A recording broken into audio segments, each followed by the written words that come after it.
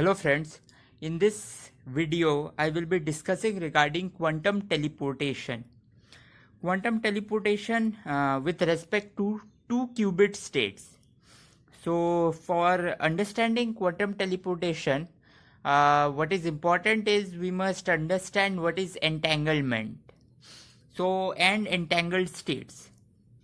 So I will be discussing regarding those two in this part of the topic. So let's revise a bit. So given you have two Hilbert spaces, like you have control over two Hilbert space, given such a situation, you can represent what happens in the combined Hilbert spaces together in the form of tensor product. This is really a postulate of quantum mechanics. It is not a proof that if you have two electron, like one electron, another electron, they two have a different Hilbert space, then expressing the two electron system, why it is always a tensor product is always a question. But if we agree that that's true, then this Hilbert space is obviously a four-dimensional Hilbert space now, and these are the four of the basis vectors of this Hilbert space. So these are the basis vector, and now you have given these are the basis vectors, you have certain special states of the Hilbert space, states of this form. Okay, this is 0 0 is like 0 tensored with 0. So these states are called entangled states. I will come to the reason why they are called entangled state.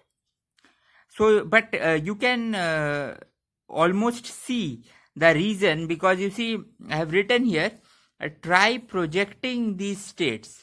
So you just try projecting this state using an operator.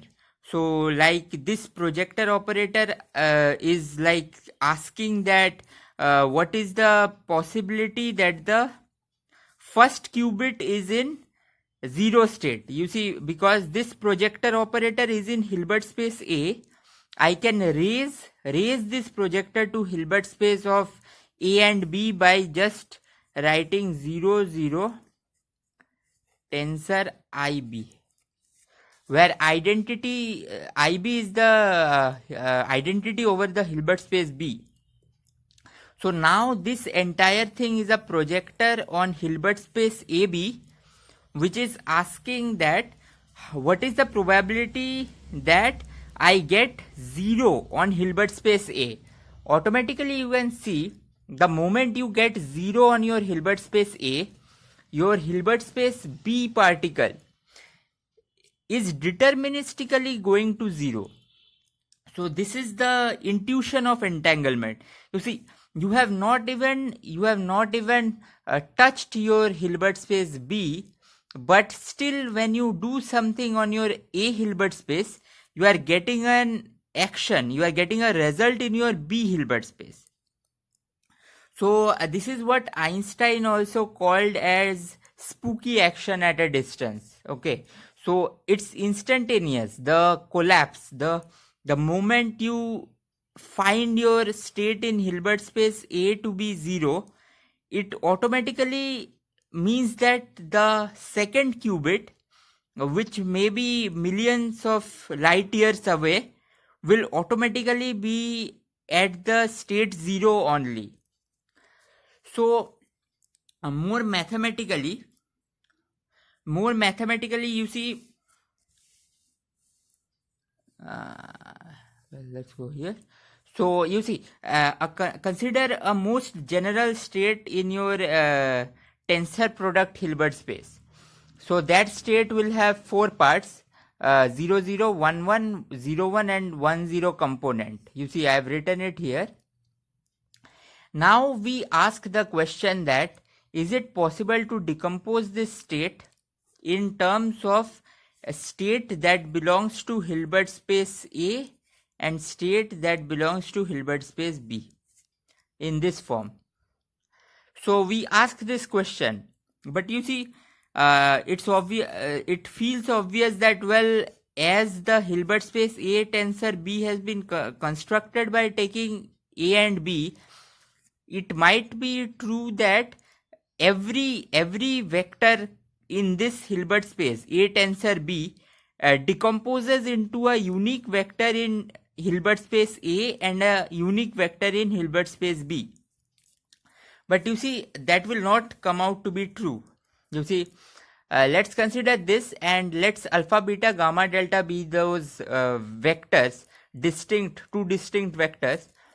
So obviously now when you take the tensor product corresponding to alpha, you multiply with gamma delta. So you will get this tensor product is nothing but alpha gamma, alpha delta, beta gamma, beta delta.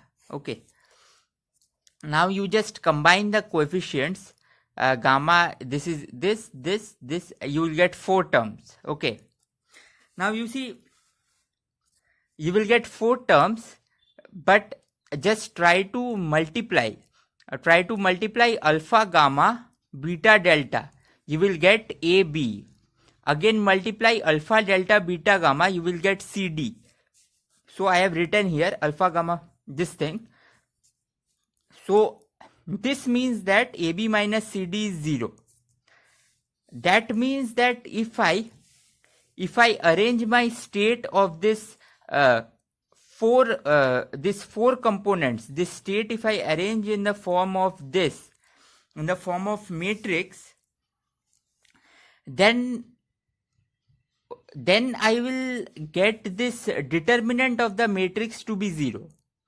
So what does this mean is, this is saying that only those states, I repeat, only those states for which if you arrange the coefficients of the bases in this manner and you get a determinant 0, only those state can be written as a distinct tensor product state.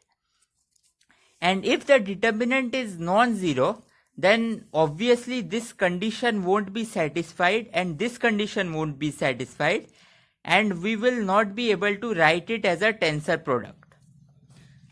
So the Hilbert space, this tensor product Hilbert space has more states than just the Hilbert space of A or B. So now let's quickly check.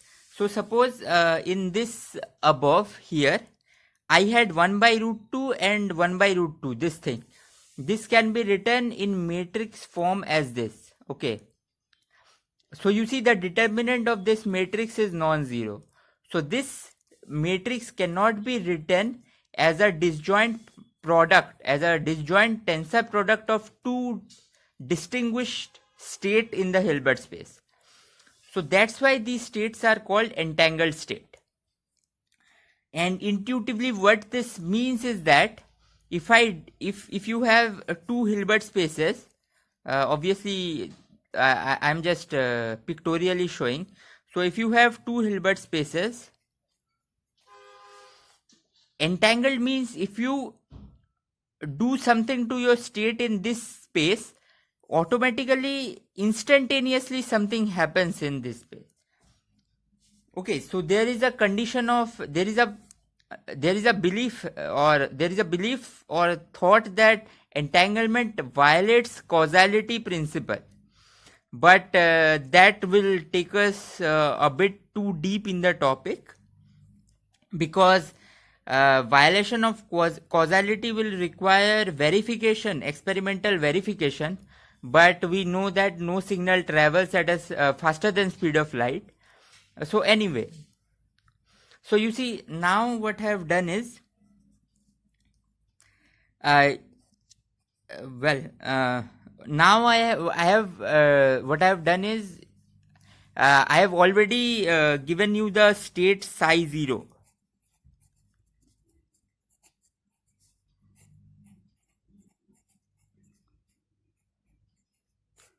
this was a state psi 0, and we saw that the determinant of the coefficients arranged in this form is not 0, so this is an entangled state.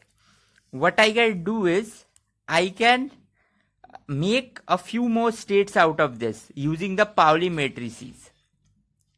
So as I have shown it here, so I multiply my this psi 0 with, this is just the identity, this sigma 0 Pauli matrix I have taken conventionally to be the identity matrix.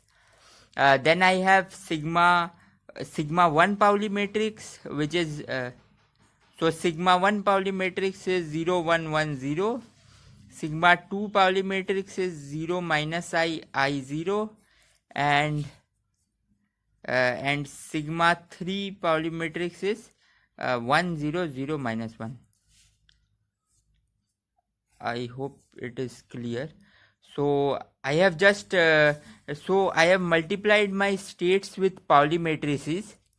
I have multiplied only the B part of my state with Pauli matrices, and you can see, suppose if I act with sigma x, which is the bit flip Pauli matrix, then you will see that this B state 0 will become 1 and B state 1 will become 0.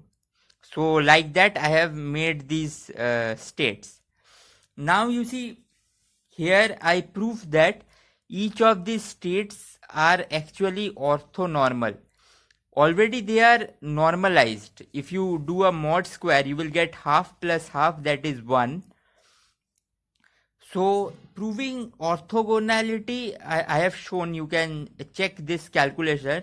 It just uses the fact that sigma I sigma j is epsilon ijk sigma k times I times, this is the iota. So this is just root minus 1. Okay. So they satisfy the orthonormality condition. So now now the important point is, we have 4 states. We have 4 state. These are the 4 state such that they are orthonormalized. For a Hilbert space of dimension 4, I have found 4 states which are orthonormalized. This means that these 4 states must form a basis for this Hilbert space. So you see, earlier if you see it here, I said the bases are these, because these 4 were also orthonormalized. Now here, after proving that these 4 states are also orthonormalized, I can use these 4 vectors as my basis, and these are called the Bell bases. So I have here shown explicitly, you can see how the 4 states of my original basis, that was 0 0 0 1 1 0 1 1, how these bases and the Bell bases, which are just these bases connected, these are easy to follow by using these definitions. Suppose you add psi 0 with psi 3. So you can see here, psi 0 is this one and psi 3 is this one. So when you add 0 with 3, wait a minute. So, psi 0 is this one. This one is psi 0. That is just this thing. So psi 0 is this and psi 3 is this. When you add, you will get 0 0, because this is minus here and this is plus here. So like that I have done for 0 0 1 1 0 1 and 1 0.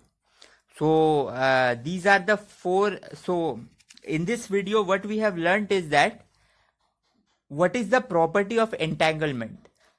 So the property of entanglement is nothing but the manifestation of the fact that some state of the tensor product Hilbert space can't be written in this form into distinct tensor product, into distinct states belonging to HA and HB. So, and the characterization of that thing was brought by this matrix arrangement that we made using the coefficients of the state. Like if A, B, C, D are the coefficients, you have to arrange them in this order. So with 0, 0 you give A. With 0, 1 you write C next to it. Then with 1, 0 you write D next to it. And with 1, 1 you write B next to it. So this is the arrangement. And if the determinant is non-zero, then the states are entangled. And then finally I showed the calculation of Bell states or the Bell basis. This Bell basis will form the main important component while discussing regarding quantum teleportation.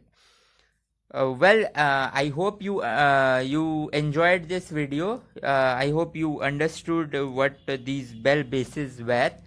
I have written every Bell state explicitly along with the state 0, 1, 2, 3. Well, okay, in the next video I will be discussing regarding quantum teleportation.